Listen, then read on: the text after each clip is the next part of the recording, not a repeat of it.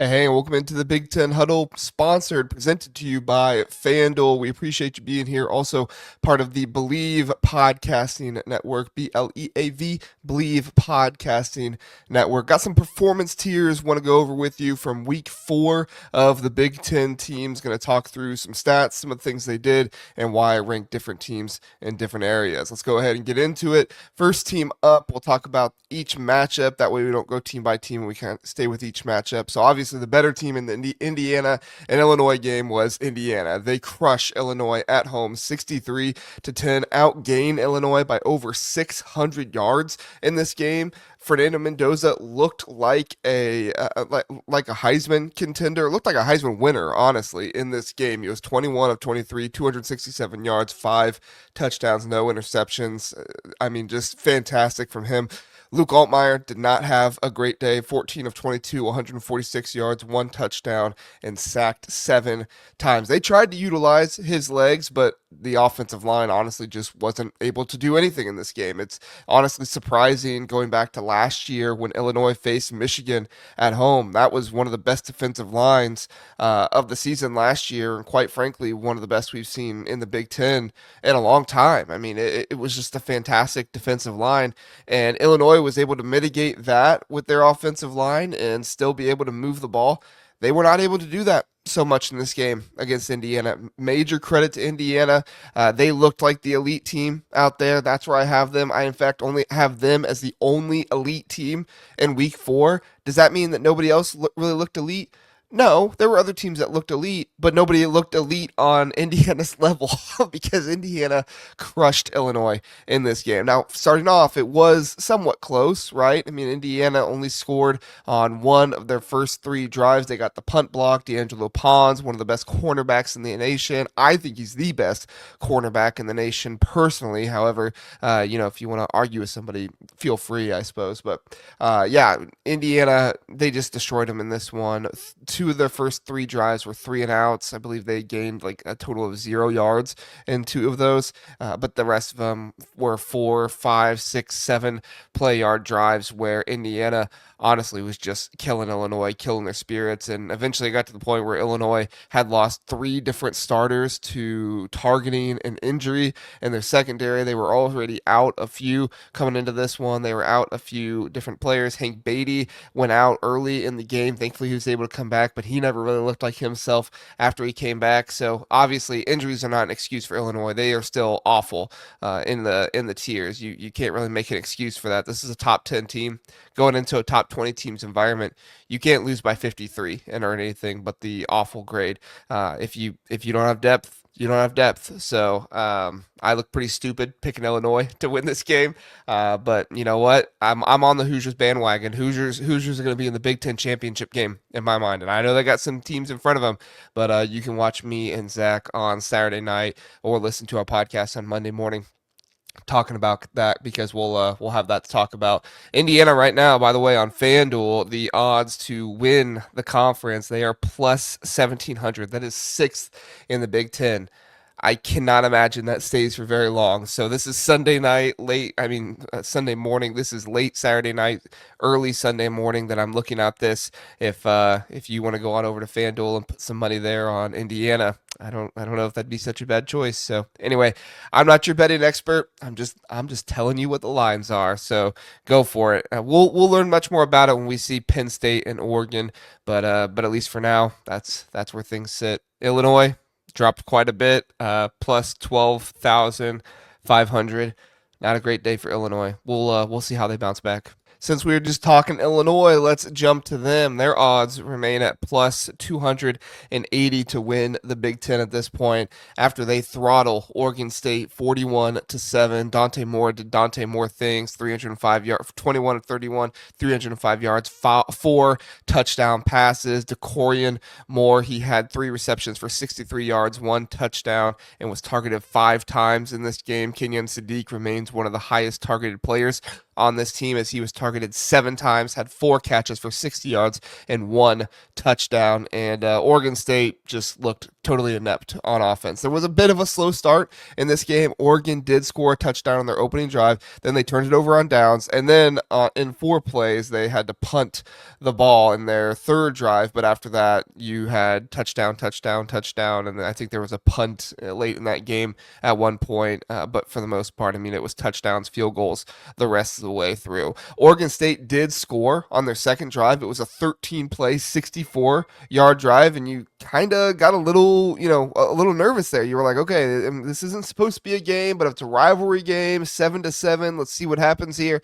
But ultimately, they went 3 and out, consecutive times in the second half. I believe the first 4 drives in the second half, and then they had a drive where they gained a few yards, and then they fumbled against some of Oregon's backups. But I mean, it was really never a contest. Once Oregon started scoring there in the second quarter, it was never really a contest. Oregon's defense, I don't know if they woke up or what happened there, but performance here, satisfied. If you really want to do with an elite thing, you'd probably have to win this game by 60, 70 points, kind of like Indiana did. So satisfied, and you're going into Penn State next week. You're ready for that one. All right, next up we get to Iowa, Rutgers. Iowa in this one gets the satisfied rating for me. Rutgers gets the questionable. I didn't want to quite go concerning, but a little questionable for Rutgers. I'll explain that here in a moment. Let's get to the stats. Rutgers actually outgained Iowa in this one, 400 yards to Iowa's 346 yards. The problem was that Rutgers really couldn't stop the ground game for Iowa in this one. When you look at the sack adjusted yards, Iowa had 167, 4.6 yards per carry. It wasn't anything spectacular to write home about, but when you have that mixed in with wide receivers just running wide open, Mark Gronowski was 12 of 18 for 186 yards in this one. You're going to have a lot of problems trying to stop the offense, and that's what Rutgers had. Iowa did a fantastic job on special teams. They had a kickoff return for a touchdown at the very beginning of that game, blocked a kick. They forced a miss, as much as you can force a miss for Rutgers. And honestly, that was kind of the turning point of the game, was the special teams. Iowa came back and won this one late in the game and kind of pulled ahead, but it was that, and it was the fact that they were very physical with Rutgers wide receivers, and Rutgers wide receivers responded well toward the end of the fourth quarter, but at that point it was almost a little too late. Other than Ian Strong, they really weren't able to deal with the physicality of Iowa's defensive backs all that well, and they also weren't able to run the ball. They had some runs for touchdowns. In fact, all 4 of their touchdowns were on the ground, but that was not the way they moved the ball up and down the field. They had 86 yards on the ground, sack adjusted, but let me double check this really fast. In the second half, they had a total of 1 rushing yard. That was the difference in the second half. It was tied 21-21.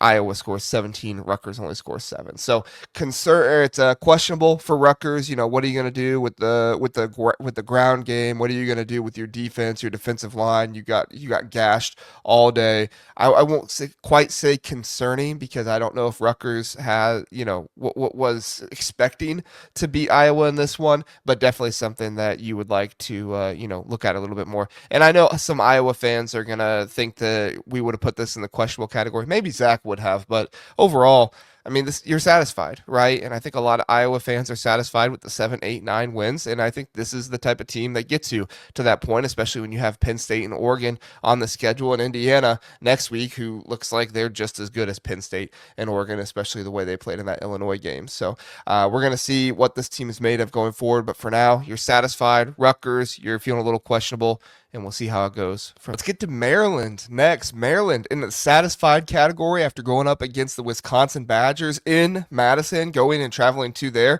Maryland in this one, Malik Washington looks good, 18 of 34 for 265 yards, 2 touchdown passes. The running game was okay. In this one, they had sack adjusted, 71 yards overall, but 3.2 yards per carry. Obviously, you'd like to run the ball better than that. That has continued to be a bit of an issue for them, but overall, this Wisconsin secondary is just bad. I mean, quite frankly. So I have Wisconsin in the awful category, because you should not have lost this game, number one, and number two, you should not have got blown out. Now, you might say 27-10, that's not a blowout. It was really 27-3. Wisconsin knocked in knocked on a touchdown there at the end to make it look a little bit more respectable, but they were fire Fickle chants at halftime of this game. This was not a good game at all, and honestly, I'd be surprised if Luke Fickle makes it through Sunday. They have a bye week this week, and typically at that point in time, that's when you start making the change. And I think if you're Wisconsin, you probably want to get out in front in this one. But let's talk Maryland. I mean, like I said, didn't run the ball super well. It was enough in this one. You were 4 of 14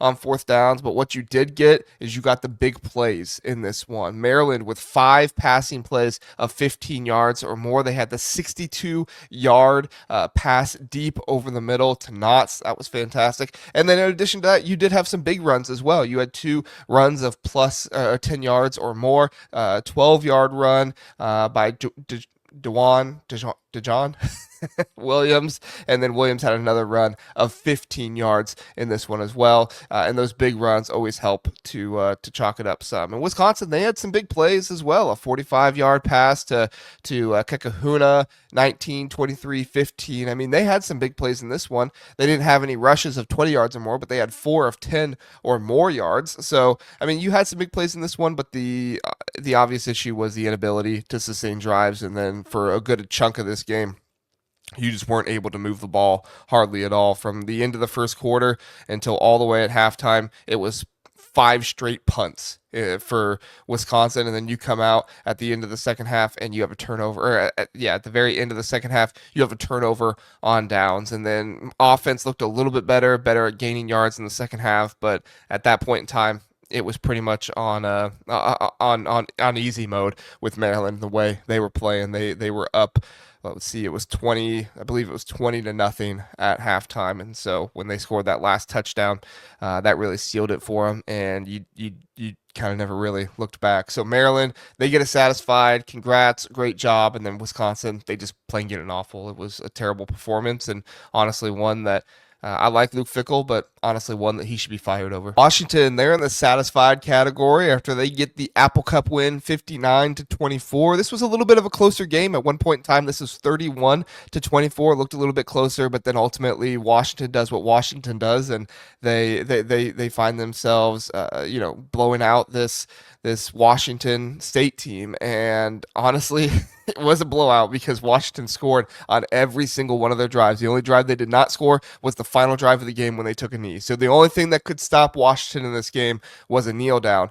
You had big play drives. You had consistent, long, sustaining drives, 11 plays for 42 yards. They got a field goal with that one. Then they had an 11-play, 75-yard drive where they got a touchdown. I mean, this was everything you wanted to see from a Washington offense. Now, I still think there is some you need to look at with the defense, right? The sack adjusted yards per rush was 48 yards and 1.9 yards per carry. So obviously good run defense in this one, but the passing yards, 277 passing yards for the Washington State quarterback, 2 touchdowns, 2 interceptions. So you did turn them over as well, but definitely something you want to take a little bit more of a look at, especially when you're facing Ohio State next week. So not a whole lot to go on this one. 28 unanswered points in the fourth quarter for Washington. That's going to earn you, at the very least, the satisfied category. And honestly, if Washington was any better of a team, you probably would have been in the elite category with Indiana. But this Washington State football team is not a super good team, so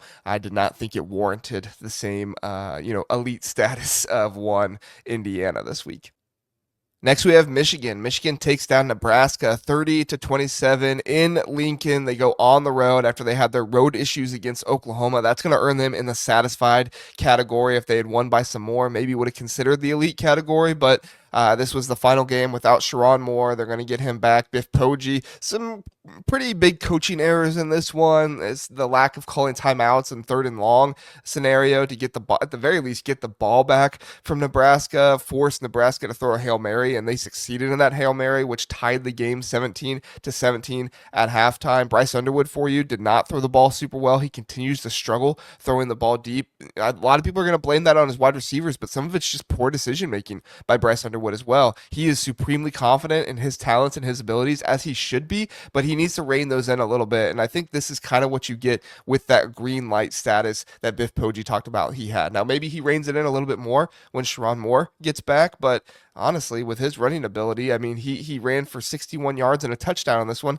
I don't know how much you do want to rein it in, right? Because you're helping out the rushing offense so much. 286 yards on the ground in this one. Justice Haynes had a number of big runs, 149 yards on the ground, one touchdown, only 17 carries. He averaged 8.8 yards per carry. Jordan Marshall, 6 carries, 80 yards, one touchdown. A sack adjusted, you had 292 yards, 9.1 collective yards per carry. This was a game where Nebraska's defensive line, they were on ice skates the entire game. Michigan's offensive line looked exactly like you think they should look, and that's why Nebraska, although it was a close game, they're in the concerning category for me because I don't think you are going to be a playoff team with this type of offensive line and defensive line play. The defensive line play was the most egregious one. They weren't able to stop the run. They weren't able to fill holes, fill gaps, and they weren't able to push around the offensive line at all. Quite frankly, it was embarrassing for Nebraska, and I don't think a Nebraska fan out there is going to disagree with me. I'm not saying the entire game was embarrassing. Obviously, it was close, but the defensive line play was not good, and then the offensive line play was not good either. This was a Michigan defensive line that we kind of questioned a little bit. How's this going to work? They refused to chip Jason Barham in this one, and they just were not able to block the interior of that defensive line either. This is a Nebraska offensive line that looked much improved, looked much better, but you stack this offensive line letting guys through in addition to Dylan Raiola's kind of inability to get out of the pocket and move around. You're going to find yourself with 7 sacks. I believe that's how many it was in this game. 7 sacks in this game that they had on Dylan Raiola. Now, he was still good. I mean, he had 30 completions on 41 attempts, 308 yards, 3 touchdowns, 1 pick. So you got to give him his flowers. I mean, Dylan Raiola was doing everything he could in this game. It was just unfortunate how much he was under pressure, it seemed like, the entire game. Rushing was an issue for Nebraska in this one. When you don't have good offensive line play, you're not going to, rush very well. So only 43 yards on the ground. If you look at let me go back to my stats here. If you look at the sack adjusted, they did have 92 yards on 3.8 yards per carry, but still, it was not good. Michigan offense had nearly 400 total yards. And honestly, with a true freshman quarterback on the road, you're not going to win against Michigan if you let up nearly 400 yards. It's not a recipe for success. So Michigan satisfied, Nebraska concerning for sure. All right, let's get to the next one here. Next, we're going to get to USC and Michigan State. Not going to spend too much time on this one. I think Zach and I will cover this one more. But essentially, USC, was on fire on offense, as you would expect. And Michigan State, they struggled on offense. Their offensive line was a huge issue in this one. Their ability to rush and gain yards on the ground was an issue as well. If we're just looking at the first half stats, because I think that honestly tells the story of most of this game. USC was only up 24-10, and there was the opportunity for Michigan State to get the field goal late with the time expiring in the second half. They did a really long field goal, and it had the leg for it. It just was not on target. But USC, 355 yards at halftime to Michigan State's only 173. They had 164 yards on the ground to Michigan State's only 36 yards on the ground.